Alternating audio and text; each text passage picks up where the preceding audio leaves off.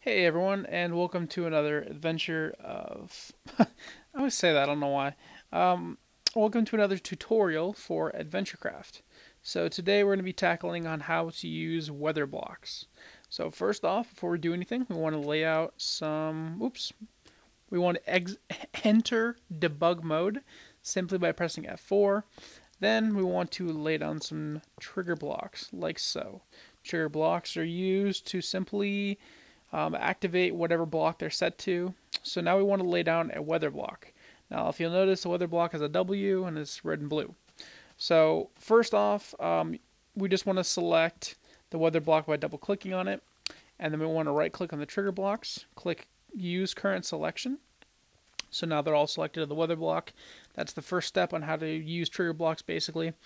Next, you want to right click on the weather block and you'll notice all these options here. So the first two options have to do with raining and snowing. So if we say start precipitation, that basically means that it'll start snowing or it'll start raining as soon as you walk through the trigger blocks. So how you basically change it from snowing to raining, it's pretty simple. You just want to say change temperature and then you just set it to -1. So what that's going to do is when it starts to rain from the start precipitation option, because the temperature is set to -1, it'll start snowing. But we don't actually want that. So we're just going to go ahead and keep it at 0 for now. And we're going to say don't change temperature, and we just want it to start raining. We're just going to demonstrate that. So we exit debug mode by pressing F4. Oh, excuse me. Yeah, F4. I'm going to walk through the trigger. And if you'll notice, hey look, it's raining. So that's the first option we can do. And to stop the raining, all you have to do is say stop precipitation. And then we just walk through the blocks again. And hey look, the rain is slowly stopping. There you go. Essentially what that means is that if you set up another trigger set like this, and then you had, another weather block, not two of them, just one. And you had another weather block like this, and we said stop precipitation. Basically what that means is that, yeah, if you wanted to set up like, let's say you walk through the first one, and oh, hey, look, it starts to rain. And then let's say that, somewhere along the line through your game, you want the rain to just sort of stop. So then you simply walk forward. I think we hit the trigger, didn't we? I feel like we hit the trigger. Where's the trigger? Come on, where's the trigger at? Oh, I didn't set it. I'm sorry. That's my fault. We have to actually set the trigger. That might help. Okay, so once it starts raining through this trigger over here that we just walked through, we just want to walk through this one. And if you'll notice, hey, look at that. It stopped raining. So essentially what that can be used for is if you wanted to change from nighttime to daytime, or if you want the rain to stop or start, you simply just have to set up another trigger set like this with the weather block somewhere else in your game. It can be anywhere you want. It's up to you. Now, to start the snow, all you have to do is say change the temperature and have it set to -1. So now this, when you walk through the trigger block, will essentially start snowing. Hey, look at that. It's snowing. And if you want it to stop, you just walk forward through our trigger that we had set before. And hey, look. It is now no longer snowing. Now, let's say you wanted to not rain, and you don't want it to snow. You don't want any of that. You just want to change the daytime. So here's the next option here. Don't change time. We want to say change time. Now, the time is in military time.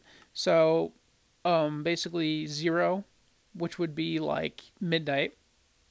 And then, of course, 12,000. I didn't realize it was that high. But 12,000 is basically noon.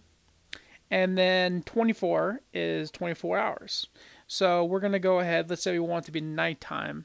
So we're going to set it for 2100 hours, which is 9 o'clock. And So essentially, now that we have that set, all we have to do is turn debug mode off, walk through the trigger, and instant darkness. And let's say we want to change it so this weather block here changes the daytime, or changes it back to daytime. So we would just set a daytime for 12 o'clock noon, and we say change time. So now that it's nighttime right now, we walk through this one, and hey, look, it's 12 o'clock noon. It's not as bright as I thought it would be, so let me just fix that. There we go.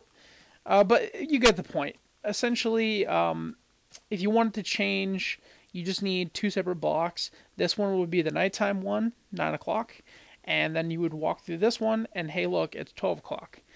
This can be done, let's say you want the game to take place in the nighttime, and then at some point you want it to take place in the daytime. So now we have those two set up just like that.